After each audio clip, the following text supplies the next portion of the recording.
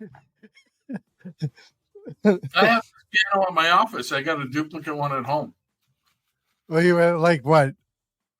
Well, this Were you playing? Were they playing the piano before this, Dom? No. You're gonna sit back and enjoy the fire tonight. I like your color of flooring. What are you doing? Are you ready? Did you have lunch? See, I tell everyone that watches our shows, I'm like, Dominic really does make sandwiches, has lunch, wipes his desk. What makes our show interesting, Jay? The weird thing is I put all this work into this stuff, and then you're making a sandwich. It's not a podcast. And then everyone loves, and I didn't say podcast, but then everyone loves you. And that's maybe that's part of our reason for success. Yeah. Well, it's kind of like, I always say you're the Ed McMahon. Everyone liked Ed McMahon better. Okay, Jay. No. Didn't they? I was trying to distance myself from Ed McMahon, but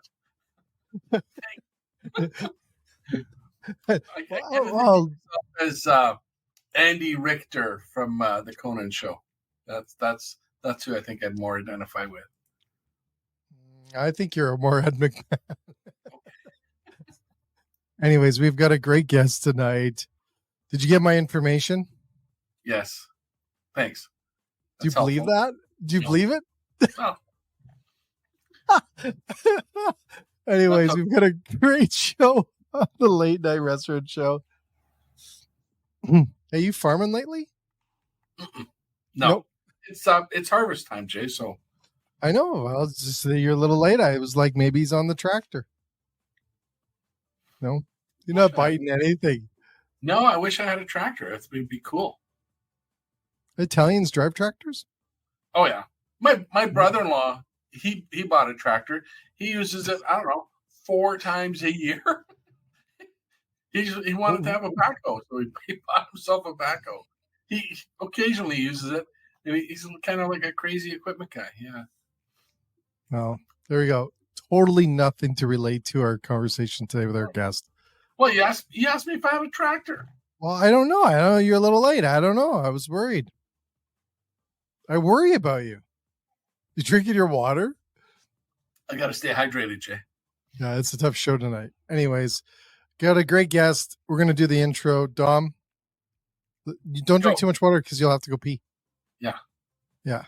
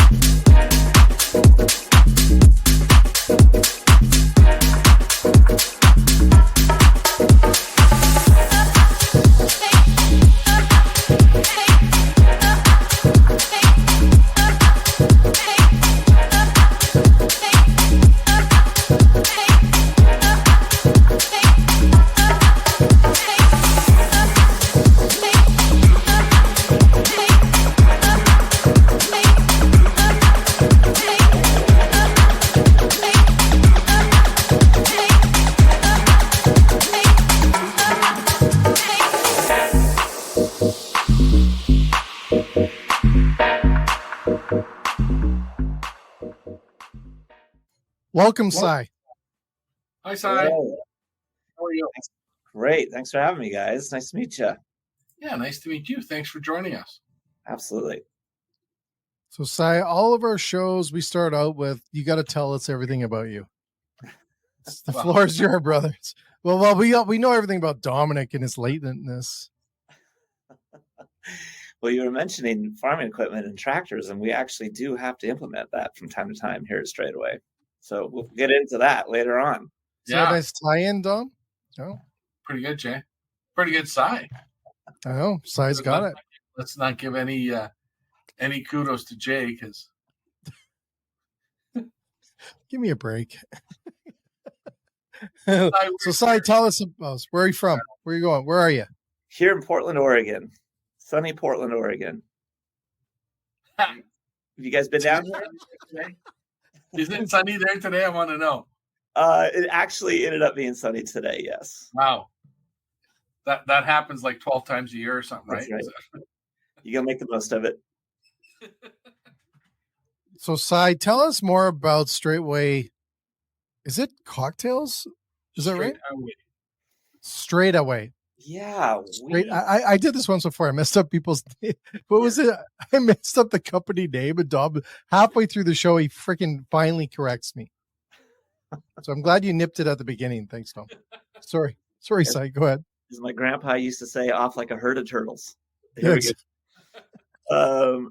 Yeah, from our perspective, we are a cocktail company, first and foremost. We are just giant in the weeds, cocktail enchanted lovers of this category. And, it's one of these things where we are the product of a hobby gone wrong or the hobby gone right, depending on how you want to look at things. But really kind of just in love with this category, set out to honor it at the highest levels, and what we get in bartending at the best bars in Portland or New York or San Francisco or Edmonton or Vancouver or Toronto.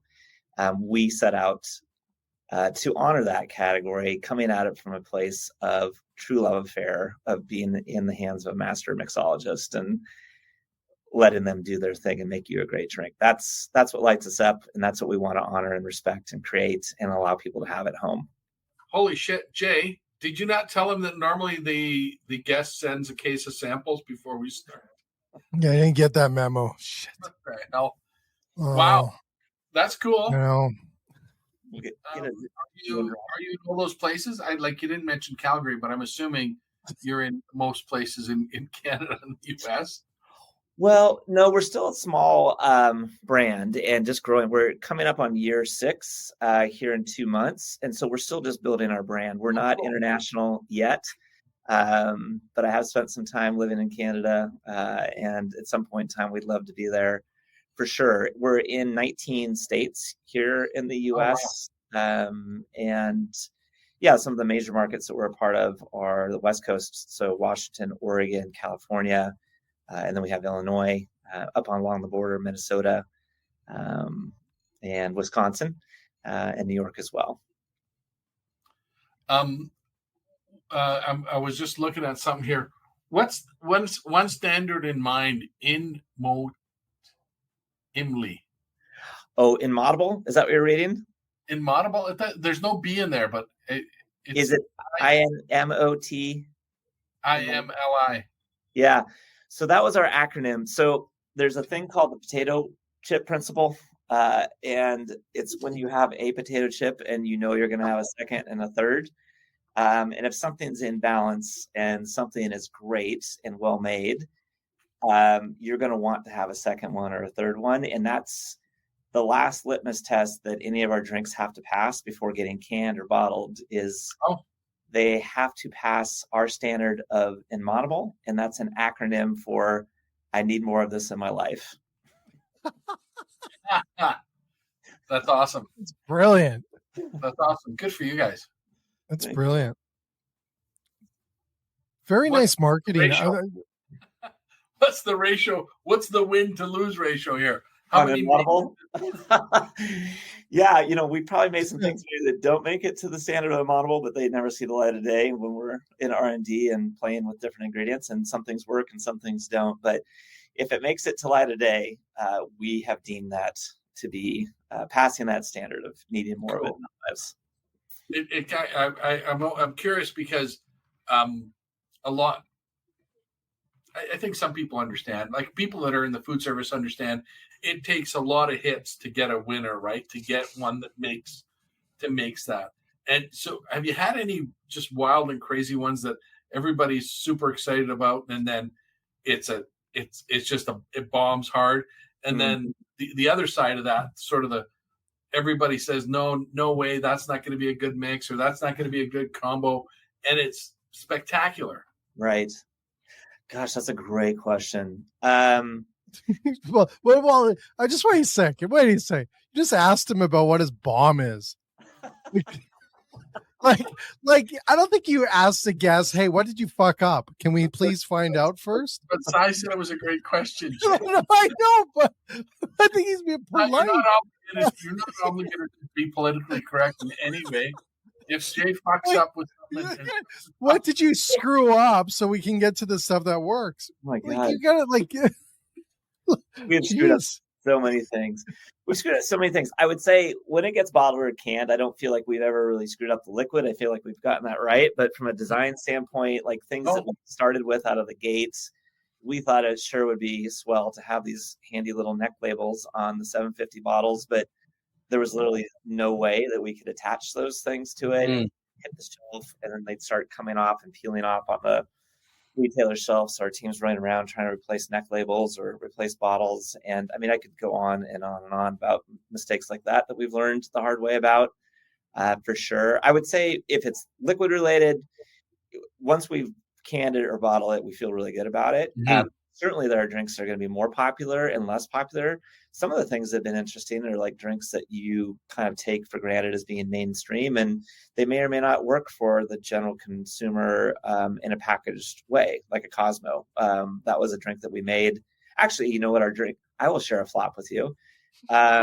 We made a martini right out of the gates, and what we weren't really thinking about when we made that martini is you already are picking a side in the martini battle, and you're either team gin or team vodka.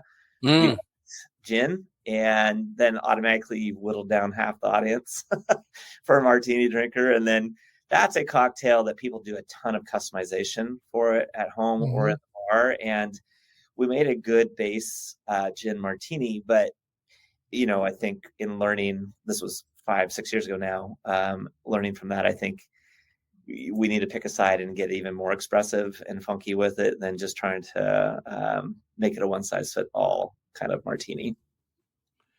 I like the packaging, the little tins. I think it looks very cool. Thank you. You've got your ones. Any flavors or cocktails that you've made that people thought that's not going to be a good combo, but that's actually it became very popular, like that you were unsure of that? Like I think when you're doing ideas in anything R&D, sometimes our preconceived ideas limit what we're going to do. Yeah. But when it has to be innovative, it's like, hey, we'll try anything because we don't really know. Yeah.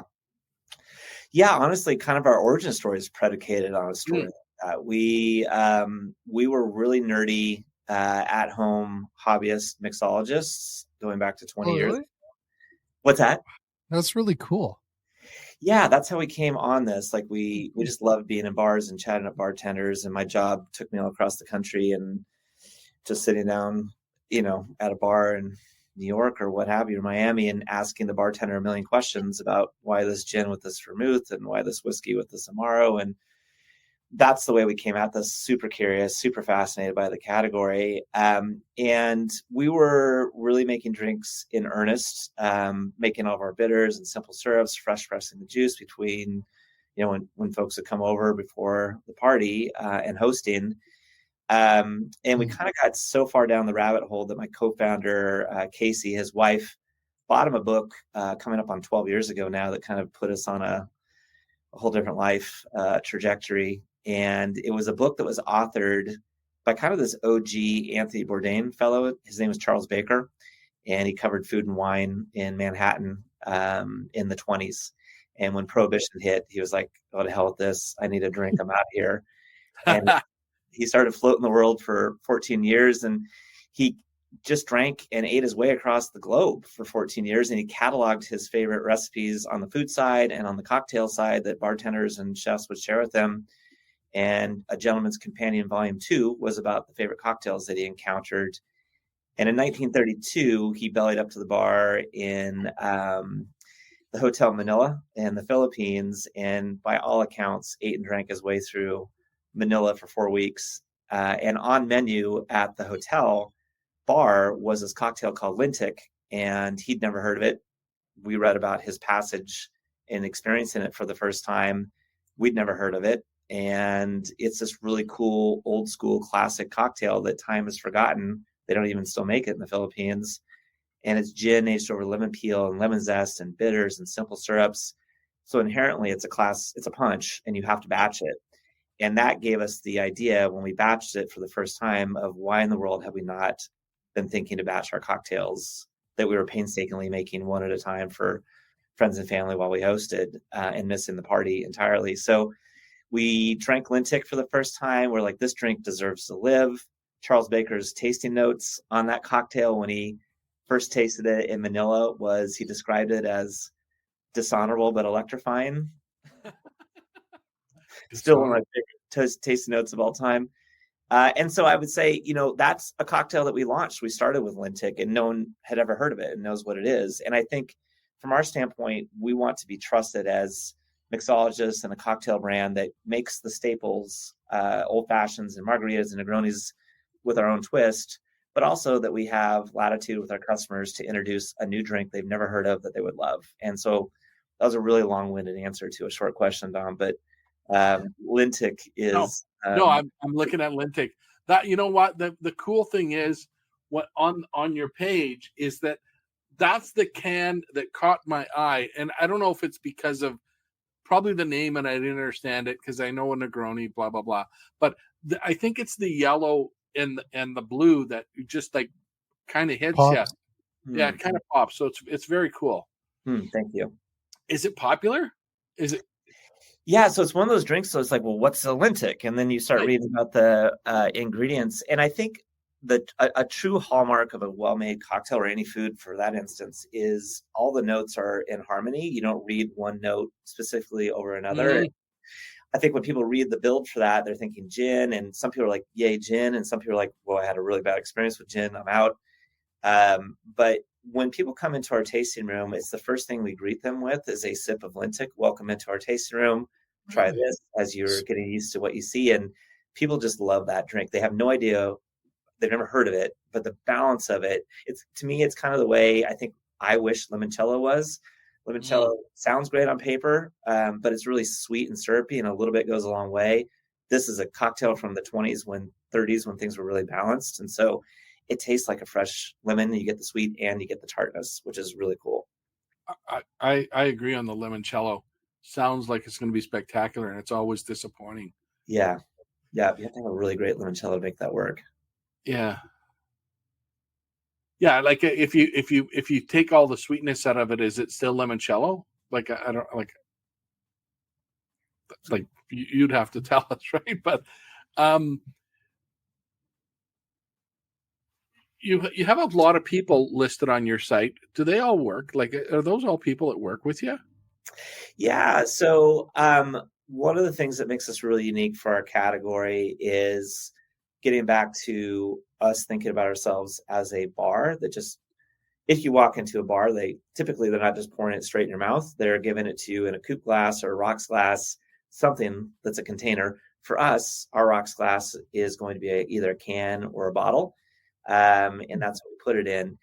And in being a maker bar, we produce our own product. So we're building our own Amaros, we're building our own liqueurs, we're building our own vermouth, our own orgeat, our own falernum, simple syrups and bitters. And so we have a production team. And if you look at this category, generally speaking, you'll see a team on a website that's mostly comprised of salespeople and marketing folks. No one on the production side, because it's farmed out, outsourced to flavor houses or co-packers.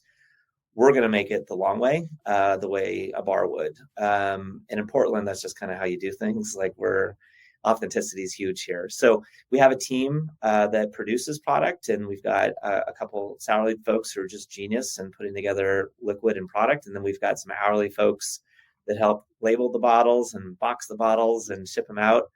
And then we've just opened our third tasting room here in Portland. And so we've got folks that are staffing all three of the tasting rooms as well. And then we have some folks on the management team and marketing and other operational functions as well. So, Sai, can you tell us more about tasting rooms? Because I'm intrigued big time what a tasting room is in Canada. Unless I'm out of the loop lately. There's some. I think we have like a not a bourbon. We have some bars that have opened in Calgary. I've seen them in Toronto. Oh yes, There's 400 bourbons there or something, right? Mm-hmm. I don't know, something crazy, right? Tell us. Tell us. I'm curious. I think this is cool. Yeah. So in the States, every state kind of functions like its own country when it comes to the rules of alcohol, spirits. Canada's the same. What's that? Canada's the same. Yeah. Each province. Yeah.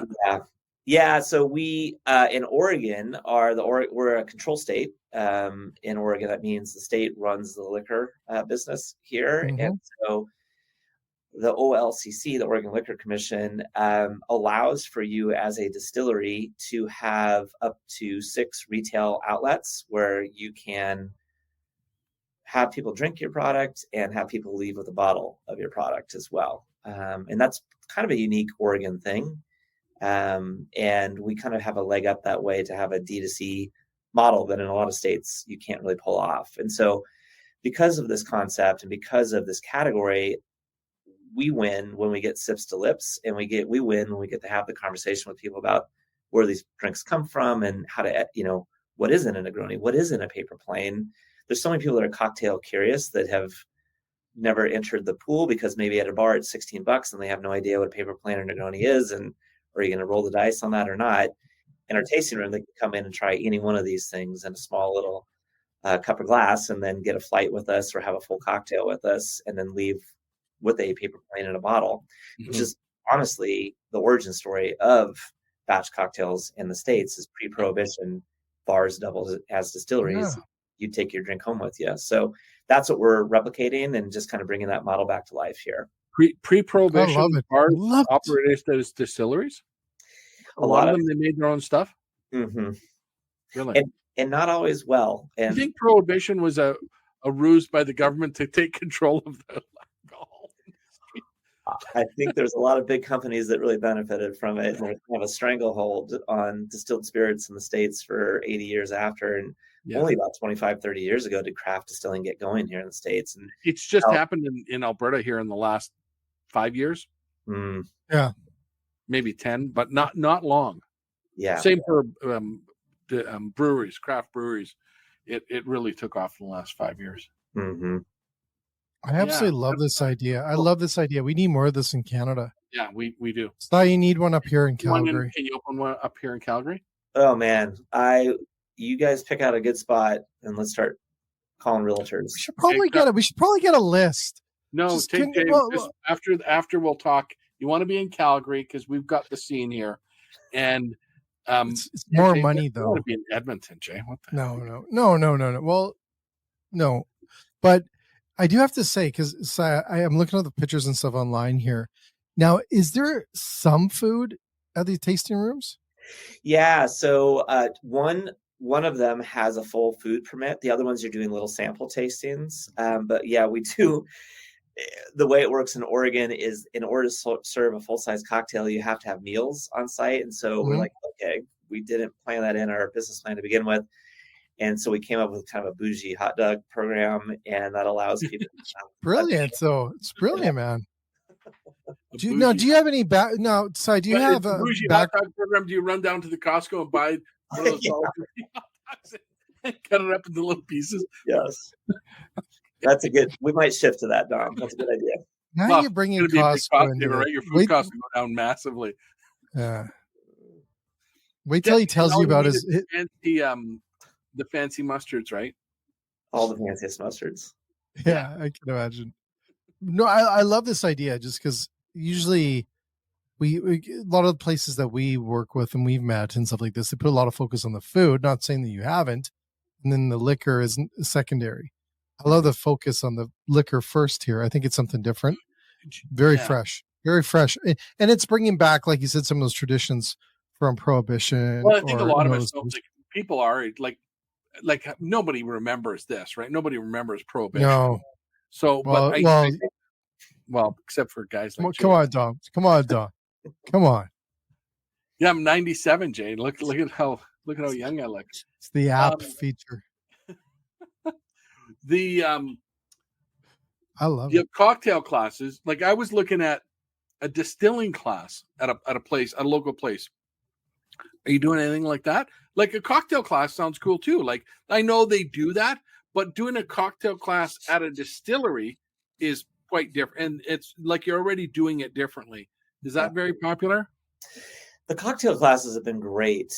We have a really amazing mixologist, bartender here who spent time at a lot of the best bars in Portland, and she leads that for us. She puts the programming together, and she has themed cocktail classes. She's done James Bond classes. She's done the classics. She's done Women's Month, History Month when women created cocktails. So she's really, really creative, and those classes have just been a blast. We have a postage stamp size little tasting room down there, but we packed 14 people in for a 2-hour cocktail class. You get 4 cocktail classes, 4 cocktails that you build, and you consume those over the 2 hours. And it's a great date night or team event, and people love it. Yeah. Okay, so that's like your cooking class, Jay. But like, if you yeah. What Not cooking class? When have I ever told you? No, they do. No, because I told the world pizza. No, I mean a cooking class. Come on, Jay. Because the last show I told the world's best pizza maker a recipe. Yeah, now try and tell Cy something. No, good. He's got awards too. I'll take notes. No, I'm not about it. No, but I see. Not offer any advice on cocktail making. No, I know. Well, I do have a few, but no. Show titles he's got down pat. Exactly. Well, I do. I want to say this because I see one with a lot of awards here. Cy, what are some of the awards you guys have won? Yeah, so kind of get into like our slow food. So we started bootlegging in earnest about 11 years ago. Once we read that passage about Lintic, we're like, oh, that's a good idea. And we spent 5 years kind of making product in our kitchens, bottling it, totally selling it under the table, out of the trunks of our car, black electrical tape on bottles, writing down what the drinks were. A couple times I did sneak it past the Mounties at the Peace Arch border there on my way back to Granville Island. But at any rate, we spent years doing that and kind of perfecting what we did. And about 8 years ago, if we're thinking about it as being a bar is going to use fresh pressed juice. So we were going to use fresh pressed juice, and we were going to make our own bitters and simples. But, we'd heard about these flavor houses, and we're like, well, maybe you can make a great drink that way. Let's order some of their ingredients to find out. And so you call these big places and you get lemon number 58 and lemon number 62, and you try to parse which one you think tastes the most like fresh pressed lemon. And it took us just about a week or two to realize that's just no way to run a railroad when it comes to building a cocktail. You don't go into the best bars in the country or in the world and they're parsing between lemon number 58 or lemon number 62. They're just fresh pressing lemon juice, right? So once we made that decision once and for all, which is where we wanted to go in the first place, we just had to make sure we exhausted all the options. We then set our sights to, okay, what is the cocktail menu that we want to launch with? And if you're going to make a Negroni or you're going to make a paper plane, you have to have Amaro, you have to have liqueur, you have to have vermouth. And we set out to, after a couple of phone calls to Campari 8 years ago, they were really nice about it. But I was like, can I buy this in bulk? And they I might have heard laughing on the other end of the phone when they said, yeah, pound sand. We're not doing that, but they were very kind about it. But we had to go make our own Amaro liqueur and vermouth as our back bar. And a paper plane has 2 different Amaro in it. It has a Nonino style, and it has something like an Aperol, an orange, slightly bitey liqueur or Amaro. And so we built those ingredients in house, and we built our own Amaro liqueur first in order to make our cocktails. And that's it's a pretty unique proposition in our category that someone's going to the links to get it right. And that Marigold and all those Amaros and liqueurs, we were not bottling those and selling those. We were just using those as our back bar to build our cocktails with. Mm-hmm. And in the middle of the pandemic 3 years ago, I just thought they were of a quality that bars might find them useful. And we decided to create a sub-brand for those. That sub-brand is called A Company. And Marigold is that light, sunny Seville orange slightly gentianed Amaro, and we sent it to the San Francisco World Spirits competition. We're enamored, head over heels in love with cocktail culture, specifically when it comes to liqueur and Amaro culture and how the Europeans have been doing it, chartreuses from the 1500s, generationally forever. We really respect them. I've been through Italy a bunch to drink my way through those and send bottles home. And we built this Amaro and we sent it down to the San Francisco World Spirits competition, which for us in our world, that's the Oscars, it's the Super Bowl. That's the Super Bowl. Okay. It's the big one. They have over 5,000 bottles every year that get submitted. And at the end of the day, at the end of the event, they pick 6 best of shows. They have a best of show whiskey. They have a best of show tequila, gin, and liqueur is one of the 6 categories. And there we were in the room with all the European makers of Amaro, and our name got called as best of show. And so it was best liqueur in the world for 2022 San Francisco World Spirits competition. It just backed it up with a platinum this year, which means it won double gold 3 times in a row. And then wine enthusiasts picked it as one of their top 100 bottles last year, and it sits there with 94 points and an editor's choice. And I love, that's a fun story to tell because it conveys a few things, how much we care about getting it right. Like our team is really talented, but we only built Marigold so that we could make a proper paper plane and something like an Aperol Spritz, and it got deemed the best Amaro at the show that year. And we just care a ton about getting it right and being authentic and honoring the craft. Yeah, and congrats on that. But when you say, okay, we're going to use fresh ingredients, we're going to use all this, I've done a little bit of R&D. I don't know a lot. All I know though is that and not on booze, but when you've what the hell are you doing R&D on? I'll tell you after. What the hell? When you've got lemon number 82 or whatever it is, versus a fresh ingredients, lemon number 82 over and over again, they test the crap out of it, blah blah blah, and it's going to be consistent. But if I'm buying lemons, and you're buying, I don't know, what's the famous lemon from California, Myers, a Myers lemon. If you're buying Myers lemon, blah blah blah, like at certain times a year they're going to be sweeter or less sweet, and how do you make that right? Yeah, especially when you're making like if I'm making one drink in my bar, the guy next week is not going to know. But when you're making hundreds of bottles or thousands, that's a lot of work.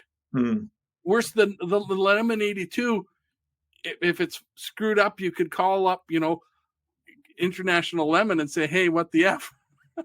Call Big Lemon and ask about number 82. Yeah, you're right. And I think that's part of what's really fun about the way we're doing this. It's the same with wine. Every year you might have the same acreage or the same varietal, but it's going to have the Okanagan's going to turn out a slightly different, wine profile each year. And I think that that's part of the beauty of something that's authentically made. There's going to be things that, we have metrics in place and bricks measurements and all sorts of different things around sugars and acidities that we're constantly measuring to make sure we have it within our bandwidth. But we also want some latitude for it to taste the way that nature intended to. And I think that's part of the beauty of a freshly made cocktail at a bar. We partner with a 3rd generation citrus farm in SoCal, and they press the juice for us. We put it straight on a cold truck. It comes all the way up I-5 from SoCal to Portland, goes into our tank cold, into our can cold. And when you open our margarita or our Lintic or any of our juice-based drinks, it should smell and taste like fresh pressed juice, because it is. And it might be, one batch of Lintic might be slightly different than the previous batch, just because those were more in season. Well, that's cool. That.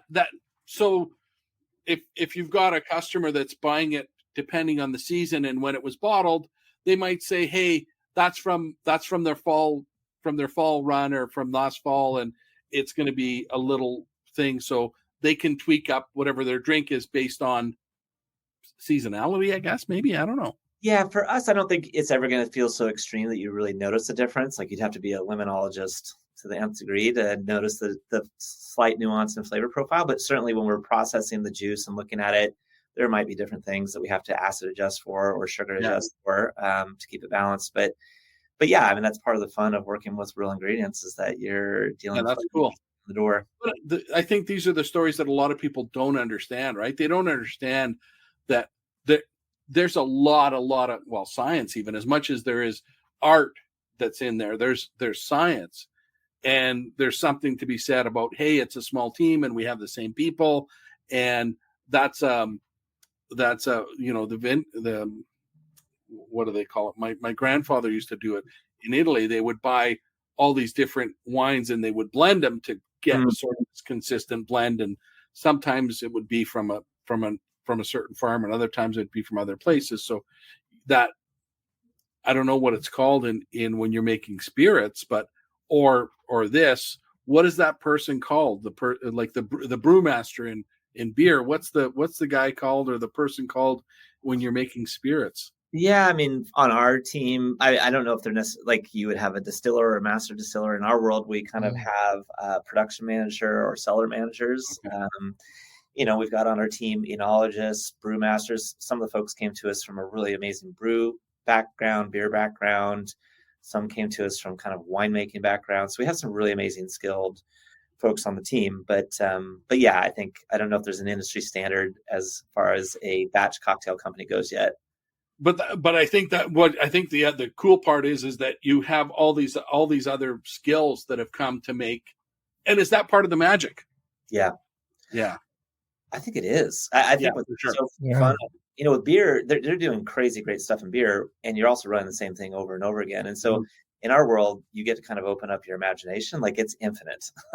Cocktails are infinite, and that's what's so fun about this category. So it's kind of what ingredients you can make and build, and what's your imagination. I think the premixed cocktail market is growing too, right? Is that a growing market? Yeah. He's going. Yeah. Well, and I think is hard spirits going down. So there's been some seismic shifts for sure. The consumers there's been a lot of changes since the pandemic, right? And things have been really stable heading into it, and coming out of it, I think there's still a lot of dust settling on consumer preference and flavor profile and palate.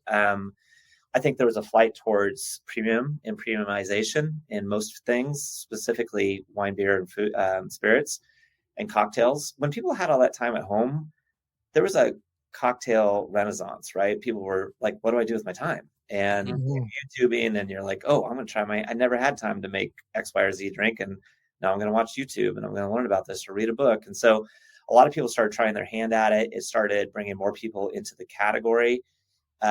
Wine, there's been fewer wine drinkers. People are shifting to spirits. People are shifting to cocktails. Same on the beer side. Of course, those still will be here. And of course, people are going to be omnivores, like you're going to drink all the things. But there just has been a focus and an interest in cocktail culture over the last 6 years. It's been really cool and fun to be a part of, for sure.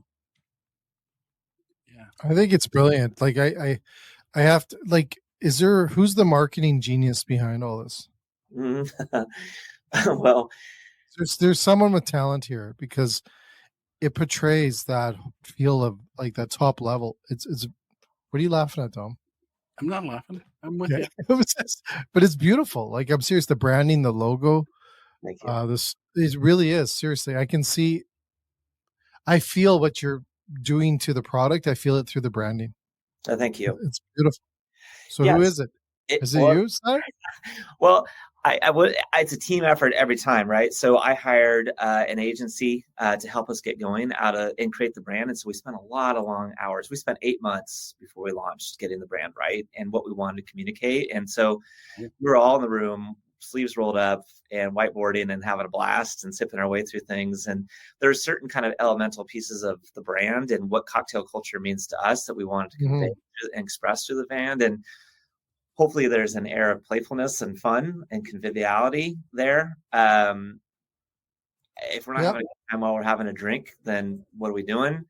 And also, kind of echoing and evoking a little bit of Charles Baker's travels through the 30s and kind of having a little historical rooting happening there. A fun fact on our labels, as you look at the art, they're all hieroglyphic in nature. And so if you look at the Negroni can or bottle, that Count Camillo Negroni was a real guy. And in 1919 in Florence, Italy, he must have had a long day, and he bellied up at the bar right by the Duomo and said, hey, sub out the soda water and stick some gin in this drink. And the Negroni was born. And he was a dignitary and he was kind of hotshot. And so we've got him with his dignitary hotshot Italian leather boots on. But he was enamored with the Wild West and he immigrated to the West later in life. And he learned how to ride and rope in the rodeo. And so that's why he has a stick horse and a cowboy hat. So all the labels tell the origin story of where the cocktails come from.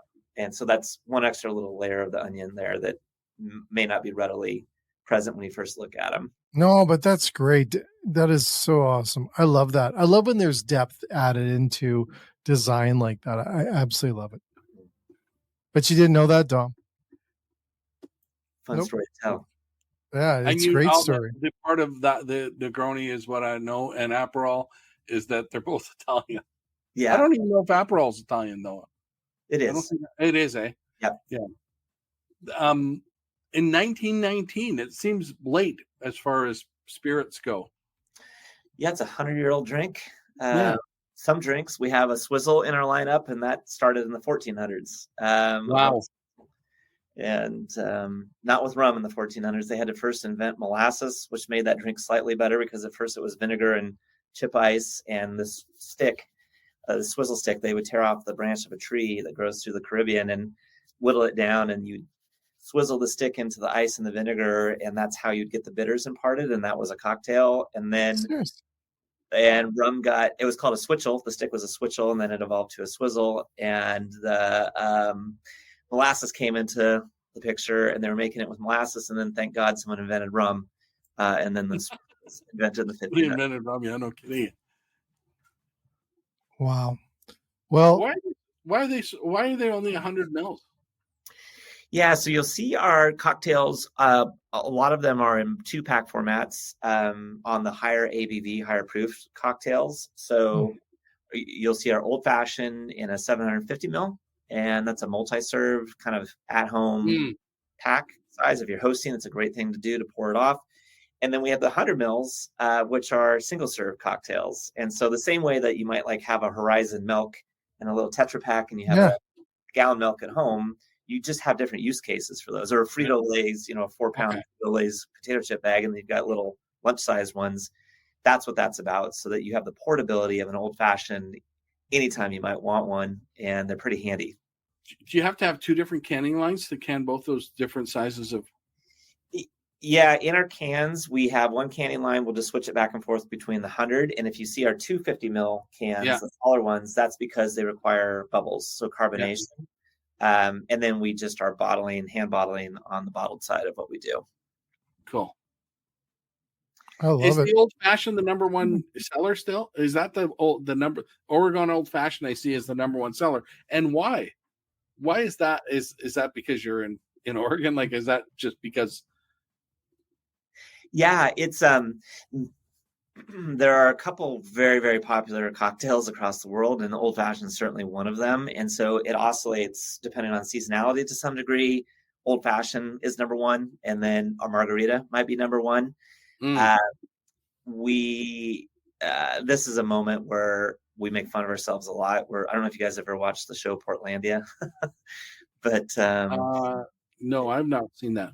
It was Fred Armiston and Carrie Brownstein. Oh, okay. And I love him. Is he in Portlandia? Yeah.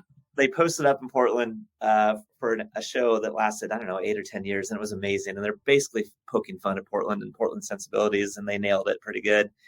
And one of the famous scenes is diners are at a restaurant, and they're ordering a chicken, and they're asking about what the chicken ate and what kind of NPR show it was listening to, and what life it had. And that's pretty much us in a nutshell here in Portland. And we have those moments all throughout our brand. And that old fashioned is called the Oregon Old Fashioned because I grew up right under Mount Hood in the Cascade Range and way out in the woods. And on that property I grew up on, my dad goes out and picks the fir needles off the tree. That's our state tree. And we make a bitter out of that. And then there's a filbert orchard just south of Portland. Oregonians, we call them filberts. Everybody else calls them a hazelnut. But they grow the filberts for us, and then we roast those and make a bitter out of that. So we have this, it's our state nut tree that we've turned into bitters, and we pair that underneath a 3-year-old rye that we love, and you get this grassy, spicy note from the rye, and then you get this Oregon woodsy forest floor underneath it with the bitters. Is there filbert bitter? The Italians call them filberts, by the way, too. Oh, there you go. I remember my dad would call them filberts. In Italian, they actually got it. The Italian name something else, but filberts are in Nutella, right? Yes. Yeah. Yeah. And that's where the tractors come in. Our guys down at Freddie Guy's farm, they have to get a tractor to go collect all the filberts on the ground, and there we go. It all comes full circle. Yeah. Brilliant. But would nuts be not like filbert, any sort of nut? Would that be normal in an old fashioned? No, right? No, it's why we dubbed it the Oregon Old Fashioned. It's pretty. Yeah, I mean, that's what's so fun about spirits, though, and drinks is like it's kind of up to the. Yeah, see, I want to try that because of that. It's pretty cool. And then when you mentioned like popularity, we will track what are trending, what's the most popular drink, what's our spin on that, what do we like to get out of that. But then also 2 years ago, coming up on 2 years, we were able to partner with Alaska Airlines, and so we are their onboard cocktail program. And wow, for you, old fashions on there, and the margarita, and that margarita was a version of a margarita I was making 20 years ago for friends and family. That old fashioned's a version that Casey was making 20 years ago for friends and family. So this is just something, like I said, like hobby gone wrong or hobby gone right, but we've been tinkering at this for a really long time. And good for you. The old fashioned's won some awards as well, right? It's won some big ones too, right? Because that's San Francisco again. Yeah, I think we've won 3 best of shows, not just at San Francisco, a number of different things too, but over 130, I think, altogether. And, that's been really fun to see the validation of that in those big competitions. And that must be super exciting for your staff, for the people that you work with, right? Like that's. Yeah, like I'm sure you tell them, hey, you guys are doing a good job and you're doing all the right stuff, right? But you're right. The validation, I think, sometimes is also important because it's not just your own little clique that thinks, hey, this is really good. Yeah. No, you hit the nail on the head. Like we have really talented makers on the team, and it's always, everybody feels good when they win something like that and gets that recognition. And I think also for our category, it's really important because I think part of the reason we have a brick and mortar experience, we've got tasting rooms, is that we can sip with people as they come in. And so many people will come through our yellow front door with skepticism about this category, or how can it possibly be good in a can or a bottle? And we get that chance to engage with that customer one sip at a time. We love being able to do that. I love it. I love it. So thank you again. This is incredible. I love watching brands like this, and especially winning awards and everything else. But I just love the complexity in the simplicity at the same time of your brand and your products. There's so much thought going into it, and see the success of it. I get excited. I get jealous, first of all, because I'm like, man, we need this in Canada. But it's incredible. Well, I guess, are your spirits available in Alberta? Not yet. We have a national program launching in October with a big national retailer that hopefully next year allows us to get into Canada. We have so many friends up there in Vancouver. Yeah. Be able to come over the border to the Bellingham location of this retailer and buy what we're going to be putting on their shelves on October 1st. But I hope that that's next year this time, if we talk again, that our products are up there as a result of this partnership that we're rolling out. But we'd love to be. And I think, you guys think so much about food and beverage and where things come from and intent as well. And we would love to be a part of the fabric of the food and beverage there for sure. Now, one last question before we let you go. Okay, with this notoriety and you're doing all these great things, are you afraid that growth is going to hinder that specialness and the ability to keep things small? Like, or do you just make more small batches? Do you open a bigger factory? Like, what do you do?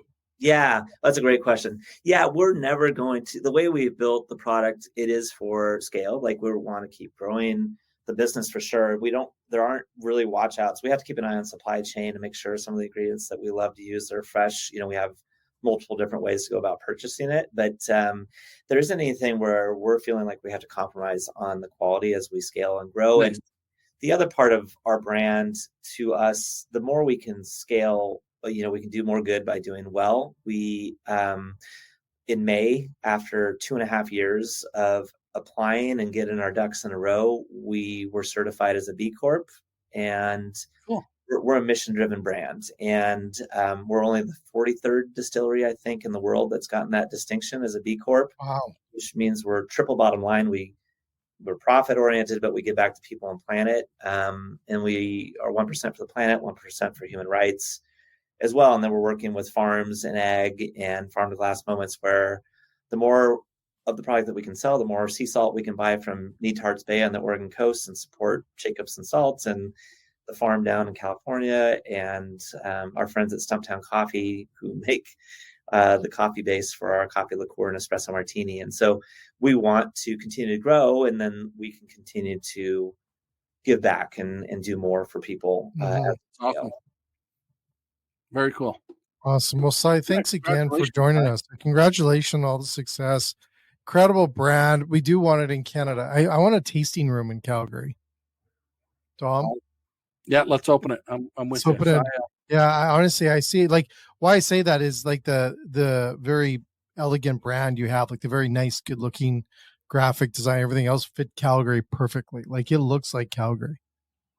It does, Tom. Yeah. I've got to get up there. Yeah, it really does. You got to come visit. Trust me. We recommend all restaurants and companies down in the States come to Canada. Well, we don't see these. We're the Alberta, but Calgary and specifically in Canada is kind of like I get probably Houston or Dallas, Texas. As far as Dallas. Yeah, Dallas. I guess the economy is good. Like there's people moving here. Things are still relatively inexpensive. Like the things are fairly stable as much as, but very innovative and fresh. They love fresh ideas. They love supporting that. And that's what I see. And it's beautiful. You've got an amazing product. Oh, thank you. Amazing. Awesome. Well, Cy, sorry, go ahead. No, I've heard nothing but great things about Calgary. Would love to come visit you at some point in time. And thanks so much for making time. Dom's got room in his house. Don't worry. Okay. Yeah, for sure. He's got an Airbnb house. No, thanks again, Cy. He's going to give you shit for that. Yes, thanks so much, Cy. All the best. All the best. Thank you. Cheers, guys. Thanks so much. Take care. Bye. Very cool, Jay. Beautiful brand, eh? Like beautiful. They've knocked it out of the park, man. I'm sitting here just good, right? The small cans, the colors, think the whole background, the story, like this. Oh, this brilliant. This Oregon old fashioned. It's like wow. I know. Wow. I get jealous. I get so jealous. I sit here and I see all these beautiful, innovative ideas. Everybody's sad. They went at it for so long. And it's almost like it's a passion story, right? It's like it is, which is cool because hey, all of a sudden it became a business, and now they're doing great things for people they're working with, the brands they're supporting because they're buying, they're buying from, it sounds like small producers and everything they do because they want quality, and that drives everything up, right? That drives quality up. Everybody has to say, hey, these guys aren't nuts thinking they want this freshness or they want this. They're real and they're doing business and they're buying and they're paying their bills. And that I think when people start getting on that quality train and understanding, hey, it's okay to do quality. It's okay. Well, I know, but I was going to say this, Dom, is that there's a common thread here. All the people that we've had on the show and stuff like this, when they're succeeding, I've never heard anyone that we've had on the show go, yeah, we buy the most cheapest stuff and it's not very good and everything else. It's always, they look for the best and they want the best, and it works. The formula works. Yeah. I'm impressed. So I got a couple ideas here for him. Leave him alone, Jay. Come on. So, I got an idea. It better not be a butter brandy cocktail or something. No, but that's a great idea for a pizza, by the way. I think someone should start, and it's maybe I'm knocking his idea off a little bit, Cy's idea here, but a hot dog liquor bar. No, No, damn it. Okay. but no idea is a bad idea, except for that one. well, I thought it would be like a. I thought it'd be like a bougie bar with bougie hot dogs, like he Yeah, well, has. you remember the song? If I had $1 million, they'd keep eating craft dinner, but they'd buy the fancy ketchup to go with Fancy it. catch. Well, I just think I've never seen a but just a hot dog burger bar or hot dog bar, liquor bar. Well, there is hot dog bars, but not hot dog liquor bars. There's fancy hot dog places. We got Yeah, I Cool know and that. Chevy. I know. And Kinky. Yeah, but they focus on the food. But I'm saying like let's make it a liquor bar with hot dogs. Nope. I was winning on the butter pizza earlier. Well, I'm sure there's butter. We'll have to get him back on. I want to ask him because he knows his cocktails. Obviously, don't they put butter in a hot toddy or something? Maybe, I don't know. I don't recall that, but I don't recall a lot from my liquor days. Yeah, I'm just better at I drinking. suck. I'm much professional in that area. Food is a different thing, but you get into the liquor. I get nervous nowadays, and I never used to. I'd be able to talk about liquor like no problem, but it's been a long time since I dabbled. Well, in but that look at the space. innovation that's happened, right? That's the cool thing That's too, up- right? Like it just Yeah. keeps going. More innovation doesn't stop, and I love that. Honestly, I just sit back and go, "Wow," and it's impressive. I love it. So there you go. It was a great We're in interview. cool time to be even in the food scene, right? The food, the beverage scene, this cocktail scene, the tasting, the tasting bars that they have. There's so many things that you can experience Now on TikTok. now on TikTok. Anyways, I loved it. I just unbelievable. We'll put his link and stuff into our show, not a podcast link. And there you go, Tom. Another one done. Thanks, Jay. 2 incredible guests we've had on last. We got some big show stuff coming up here. And to everyone else that listens to us, we're not a podcast. Tom tries to once in a while, but Not successfully, not yet. Anyway, no. Well, I like the not podcast because it's We do we're whatever not- the frick we want. we're not constrained by the podcast norms, right? So that's cool. Or the podcast police. Yeah, well, I think the police will find those podcast police. Actually, I do have to recall. So if people do run over to TikTok and check out our shows now on TikTok, full shows, not the gem shit, the little clips. We do full shows on TikTok. I have to change our song. oh, TikTok didn't approve our song. So you can watch 50 minutes of us just mouthing words. because I gotta it's fix it. copyrighted. Is it?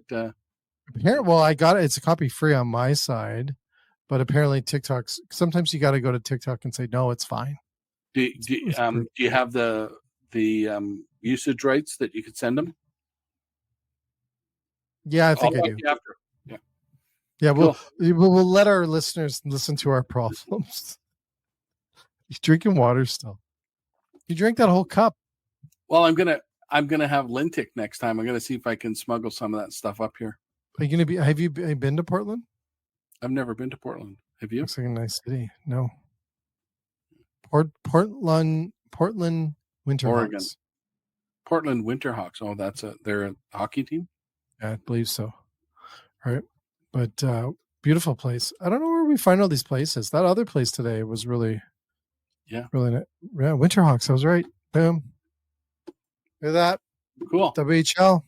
I know my stuff. Thanks, Jay. All right, everyone else, enjoy your weekend. Thanks again to Straightaway. Straightaway. I can't believe I messed it up at the beginning again. Gotta work on my homework. All right. Have a great night, everyone. Cheerio. Bye-bye. Sway, I gotta hit the damn button. There we go.